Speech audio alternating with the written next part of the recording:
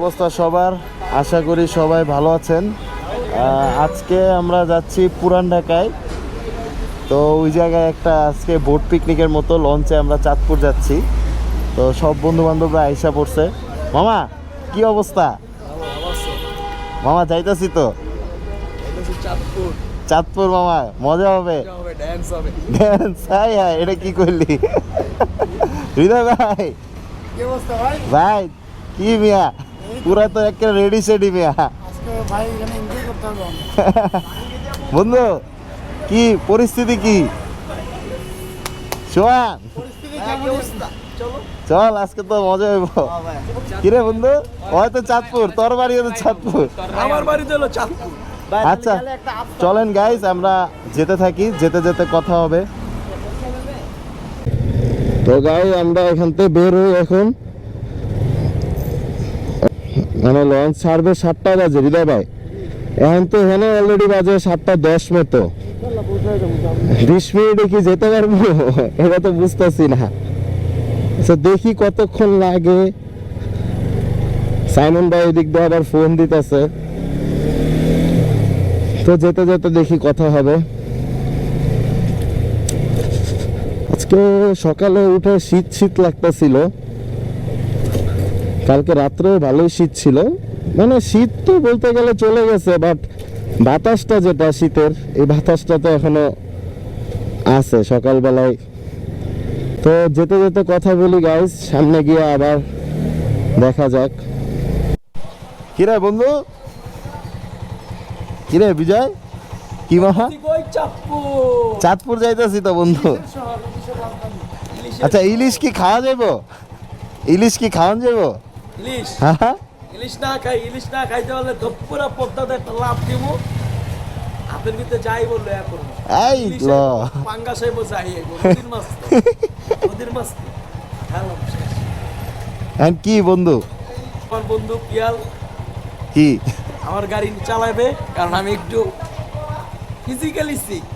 Physically sick? কে রাইতে ঘুমায় নাই তোর মামা যে তুই ফিজিক্যালি সিক না? রাতে ঘুমায় নাই, মানে পাবলিক প্লেসে ব্লগে শেয়ার করতে পারবো না, physically sick. I hi hi hi, I understand মামা, তুই রাইতে ঘুমাস তাই। থাক তুই হৃদয় ভাইয়ের পিছে বল মামা, সমস্যা নাই। গাইস দেখি ভার্সন 3 চালাতে চালাতে যাই। তো এখন দেখি যেতে থাকি। রাস্তায় তো মনে হয় জ্যাম না থাকলেও হয়, জ্যাম থাকলে আবার আরেক প্রবলেম। তো চলেন যাই, আজকে দেখি কেমন কি এনজয় করা যায়।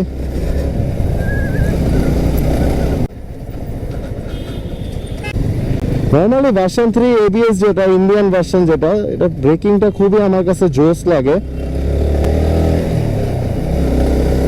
কজ এবিএস মানে জায়গায় ব্রেক। আরে বেটা তুই থাকতে কি লেগে সার্জেন্ট ভাই আমার ভয় লাগে। কিরে সোয়ান, কিরে তুই থাকতে আমার যদি সার্জেন্টের ভয় করা লাগে তা কেমনে? হাও কেমনে? তার উপর দিয়ে যাচ্ছি পল্টন। এগুলা কি বলস বাড়া তুই? এসব কি বলস বাড়া তুই? আগুন লইলি তুই? আরে বেটা যা বল। ও দেখ সবাই চলে যাইতেছে, আমরা এখনো যাইতে পারি নাই।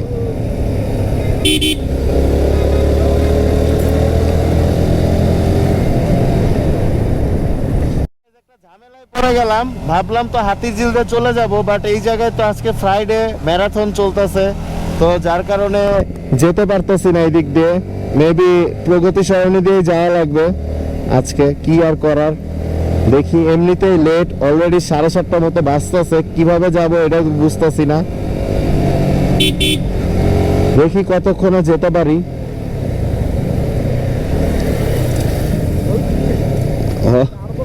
ওই দেখি টার্বো ভালো দাউলাভালি করতেছে। মৌচাক আইসা বললাম, মাত্র 5 মিনিটে আইসা বললাম মৌচাকের এদিকে।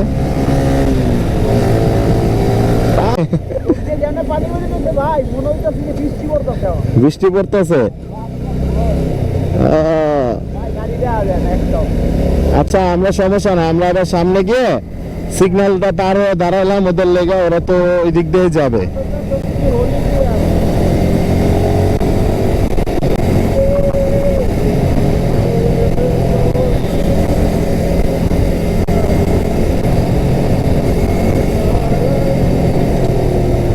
তো গাইস দেখতে দেখতে পুরান ঢাকা এসে বললাম নাজিরা বাজার। এখন মেবি রাস্তা খোঁজা লাগবে, কজ আমি তো এদিকে বেশি একটা চিনি না। সাইমন ভাইয়ের বাসাটা কোন সাইডে রাত্রে বলছিল কসাইটলি, আর দেখি সামনে গিয়ে জিজ্ঞেস করতে করতে ঢুকতে হবে। এই বেটা তুই কি করতেছ মামা? এইরকম ছাপড়ি রাইডার হলে হইব না তো বন্ধু, আমার ছাপড়ি রাইডার, কি বলার, কিছুই বলার নাই। আচ্ছা মামা, এই কসাইটলিটা কোন দিকে? সামনে গিয়ে হাতে বামে যাবেন। সামনে গিয়ে হাতের বামে। কসাইটলি জানি কি বলছিল? না না, বাবুবাজার ব্রিজ না, কসাইটলি বলছিল। কসাইটলি কি জিগা? কোন জায়গায় আমু? বাংলাঘর। বাংলাঘরটা সামনে আমরা ক্যাসিকেট আছে, হুম ক্যাসিকেট দিয়ে আর সামনে গেলে হাতে বামে ঢুকলেই আমি বাংলাঘর। বুঝছো শ্রীদয়? হাতে বামে। আচ্ছা যাই দেখি, যাইতে থাকি। হয়তো টান দিয়া দিছিল, এবার চিনছ? যাক, নাইস। সোজা সোজা। কসাইটলি না? এত চিকন চাপন রোড, রাস্তাঘাটে চিনাই যায় না কোন দিক দিয়ে কোন দিক যাব আসলে। ডান দিকে না? কোনটা আমার বাসা? এই জায়গায় কারণও তুই আর বাসা চিনস কেমনে? ও আচ্ছা আচ্ছা আচ্ছা। তো দাঁড়ান গাইস, ওয়েট করি, দেখি। সাইমন ভাই ফোন দে, সাইমন ভাই রে। এই যে সাইমন ভাইরে পাইলাম তাহলে। সাইমন ভাই মিয়া, পুরো তো মিয়া ঘুরে গেলাম গা মিয়া, আপনার খুঁজতে খুঁজতে মিয়া আপনার বাসা। এদিকে রাখবো? আচ্ছা এদিকে রাখি বাইক। এই সাইডে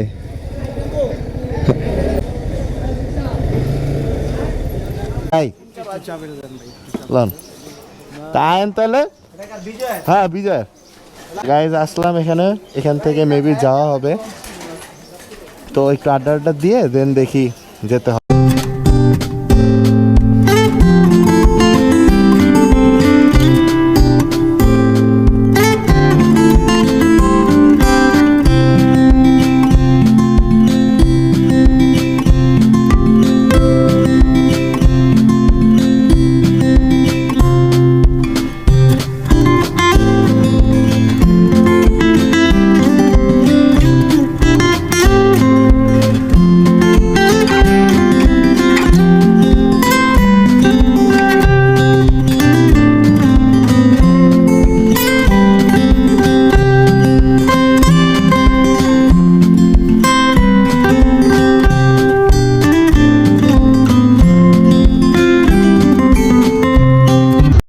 एनर्जी टेबलेट जो खाएगा वो मर जाएगा। What a view! अनबॉक्सिंग कर रहा हूँ, ये देख अनबॉक्सिंग। ये मेड इन जापान का Apple watch. Apple made in Japan का एप्पल। याल भाई इसे খাওয়াই ব্যস্ত। ये क्या है? ये तो टमेटो है। সকালে খাই নাই তো, খাওয়া দাওয়া করি নাই সকালে, যার কারণে।